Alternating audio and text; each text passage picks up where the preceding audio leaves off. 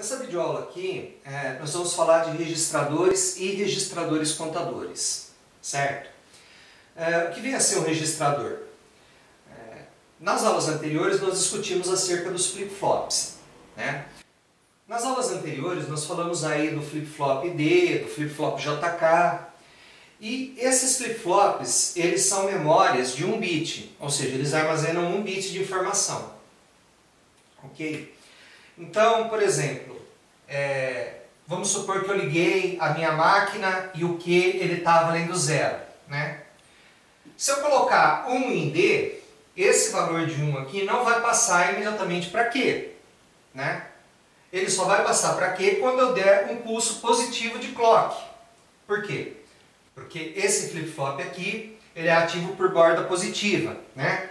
Ele é ativo quando eu passo de 0 para 1, né? Se tivesse uma bolinha aqui, ele seria ativo por borda negativa, ou seja, ele seria ativo quando eu passo de 1 para 0, ok? Mas não é o caso, né? Então vamos supor essa situação aqui que o flip-flop é ativo por borda positiva. Se eu coloco 1 em D e dou um clock, o que está em D passa para Q, né? Então Q fica valendo 1 aqui. Se eu voltar isso aqui para 0, né? O 0 não vai passar para Q. Ele só vai passar para Q quando eu der o clock, tá? Então eu não dei o clock, o 0 não passou para Q, né?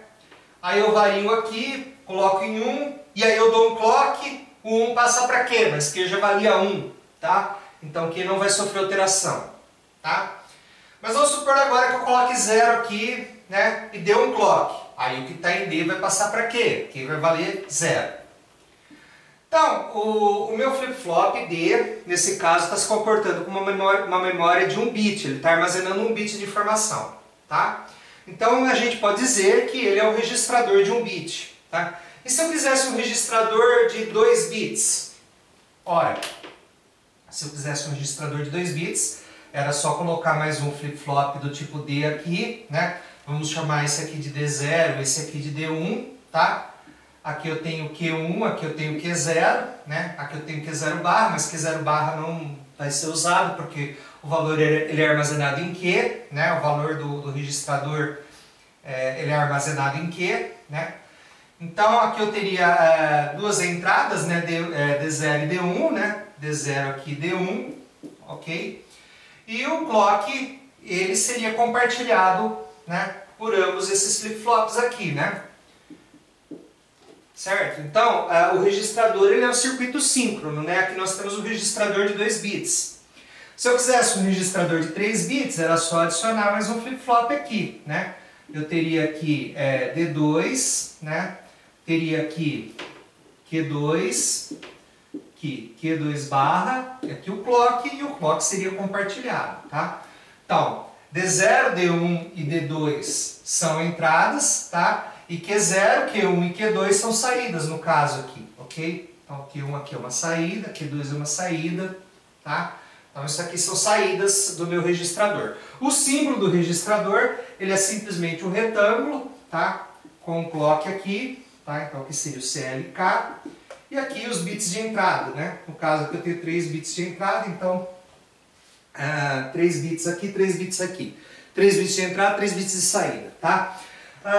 Quando você tem um registrador de, por exemplo, 8 bits, né, normalmente a gente coloca uma seta aqui, um risquinho, né, e aqui o número de bits, tá? Então 8 bits aqui de entrada, 8 bits aqui de saída e o clock, tá? Mas normalmente aqui nós vamos adotar esse esquema aqui, porque nossos registradores aqui, eles têm poucos bits, ok? Tendo explicado o registrador, nós vamos falar agora de um componente um pouco mais complexo, que é o registrador contador. O que vem a ser o registrador contador? É um componente que ele tem as duas funções. Ele tem a função de registrador e ele tem a função de contador. Então, com esse bit de seleção S aqui, eu seleciono se meu componente ele vai registrar o valor da entrada, ou seja, ele vai armazenar o que está na entrada, que eu estou chamando de E0, E1 e E2, ou se ele vai contar, né? Contar, no caso, a gente está supondo que a contagem é sequencial. 0, 1, 2, 3, 4, 5, 6, 7. Aqui, como eu tenho 3 bits, eu conto de 0 até 7, ok? Então, para facilitar a compreensão, eu não desenhei o circuito completo, porque se eu desenhasse o circuito completo, a lousa ia ficar muito densa, ia ter muitas portas lógicas, e isso ia atrapalhar a explicação, talvez o aluno não entendesse, né? Então a gente fez um diagrama de blocos aqui, né, explicando apenas a lógica de funcionamento, tá? Então aqui eu tenho um registrador, cujas entradas são D0, D1 e D2, então essa caixinha aqui é o nosso registrador, né? As saídas são Q2, Q1 e Q0, né? Aqui dentro nós temos 3 flip-flops, todos eles ligados no clock, como a gente falou anteriormente, né? Então aqui não tem nenhuma novidade. E aqui nós colocamos um multiplexador, tá? Que a gente já viu em aulas anteriores o funcionamento. Nesse multiplexador nós vamos ligar a entrada externa, né? Que é a entrada que será registrada caso a gente deseje que o componente se comporte como um registrador e não como um contador, né? Ou seja, que ele registre o valor externo da minha entrada, né? Então vamos supor, com S0, com S valendo 0, eu registro, tá? Então, com S valendo 0, E0, E1 e E2 vai passar para Q0, Q1, Q2, ok? E com S valendo 1, eu vou contar, tá? Eu vou contar aqui, contar, certo? Com S valendo 1, eu vou contar. Então, se Q0, Q1, Q2 for 0, 0, 0, Q0, Q1, Q2 vai ser 1, 0, 0, né? Ou Q2, Q1, Q0 vai ser 0, 0, 1, tá? Eu vou contar, eu vou de 0 para 1, tá? Então, na segunda entrada aqui, eu tenho o valor da lógica de realimentação do contador. Como vocês viram na aula sobre contador, né? Como que o contador funciona? A gente fala que D0 é uma função de Q0, Q1, Q2, né? D1 é uma função de Q0, Q1, Q2, D2 é uma função de Q0, Q1, Q2. A gente faz os mapas de Carnot e acha essas funções. Então essas funções elas estão descritas aqui, ó. D0 é Q0 barra, D1 é Q1 ou exclusivo Q2, D2 é Q2 barra, Q1 Q0 ou Q2 Q0 barra ou Q2 Q1 barra, tá? Essa saída aqui dessa lógica de realimentação é D0, né? D0 aqui, D1, D2, ok? Então D2 é realimentado aqui, ele é colocado na segunda entrada aqui do multiplexador, D1 e D0 também, tá? Então, para a gente entender o funcionamento desse registrador contador, né, a gente precisa fornecer um exemplo, a gente precisa dar valores aí, né, para as entradas e para as saídas, tá? Mas basicamente o funcionamento é o seguinte, né? Se eu coloco S valendo 1, o que está em D0, D1, D2 passa para D0, D1 e D2 aqui da entrada do registrador. Quando eu dou o clock, esse valor é registrado em Q0, Q1, Q2 e esse valor que é registrado em Q0, Q1, Q2 é o próximo estado do contador. Se S vale 0, o que está em E0, E1, E2 vai passar para D0, D1, D2 e quando eu der o clock, essa entrada aqui, ela vai ser registrada em Q0, Q1, Q2. Basicamente o funcionamento é esse, tá? Então nós vamos a um exemplo, né? Vamos dizer, né, inicialmente que S, tá? Vale 1, tá? Então eu vou contar, ok? S vale 1. Então é como se esses bits aqui, eles estivessem ligados dessa forma aqui, né? Certo? Porque se S vale 1, que está aqui na entrada 1, né? Essa daqui é a entrada 1, essa daqui é a entrada 0, digamos, né? S vale 1 é o que está na entrada 1 vai passar para a saída do meu multiplexador, tá? Ok? Então vamos lá, S vale 1, né? Vamos supor que meu Q0 vale 0, o meu Q1 vale 1 e o meu Q2 vale 1 também, tá? Então meu Q0 vale 0, meu Q1 vale 1 e meu Q2 vale 1, ok? O que vai acontecer aqui? Ó? Aqui vai entrar 0, né? Aqui vai entrar 1, aqui vai entrar 1. Aí eu vou ter aqui uma lógica que vai computar D0, D1, D2, que vão ser as entradas desse multiplexador aqui. Tá? Bom, quanto que vai valer D0? D0 vale Q0 barra. Então vale 1, né? Porque Q0 vale 0. Q0 barra vale o quê? 1. Nota que eu não estou entrando Q0 barra, Q1 barra e Q2 barra, apesar de eles estarem sendo usados aqui para não complicar a figura, tá? Eu quero mostrar para vocês aqui apenas a lógica de funcionamento, tá? Bom, continuando. D1 quanto que vale? Bom, aqui está errado, tá? Aqui é Q0.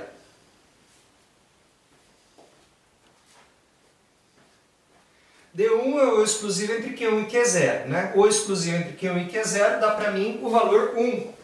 Então Q1 vai valer 1, certo? E, aliás, D1 vai valer 1. E D2, quanto que vai valer? Bom, D2 é Q2 barra, né? Q2 barra dá 0. Então esse min termo aqui é 0, tá? Esse aqui é 0. Q2, Q0 barra, né? Q2 vale 1, Q0 barra vale 1. Então esse min termo aqui é 1. Então eu nem preciso computar esse min termo aqui, né? Eu já sei que D2 vale 1. Então aqui está entrando 1, 1, 1, né?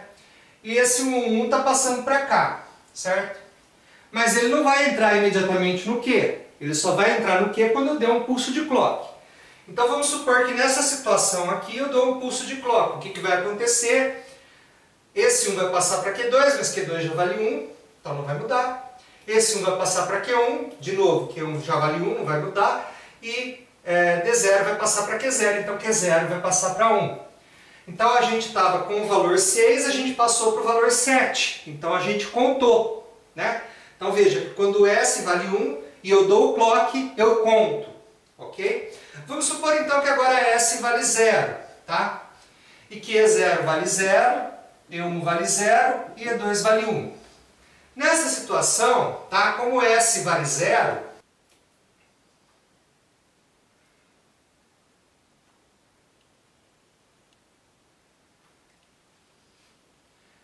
é como se E0 tivesse ligado aqui em D0, né? D0 do meu computador, E1 tivesse ligado em D1 e E2 tivesse ligado em D2, ok? Então aqui eu estou entrando aqui 0, né? Porque esse vale 0, então esse vai vir para cá, esse vale 0 vai vir para cá, tá? E esse vale 1 vai vir para cá. Quando eu der o meu clock, o que vai acontecer? Esse 1 vai vir para cá, né? Certo? Como aqui é 1, não vai mudar nada. Esse 0 vai vir para cá, esse aqui vai se tornar 0. Esse 0 vai vir para cá, esse aqui vai se tornar 0. Então note que eu não contei, porque se eu estava com o valor 1, 1, 1 e eu estivesse contando, eu iria passar para o valor 0, 0, 0. Tá? Mas, como eu dei o clock, tá? E S valia 0, o que estava na entrada, que era 1, 0, 0, passou... né, como S valia 0, o que estava na entrada era 0, 0, 1. Tá? Esse 0, 0, 1 passou aqui para a entrada do contador, mas ele não imediatamente passou para quê? Ele só passou para quê quando eu dei o clock. Então, quando eu dei o clock, eu fiz o quê? O registro da minha entrada aqui no meu registrador. Tá? Eu copiei a entrada E0, E1, E2 para Q0, Q1, Q2. Né?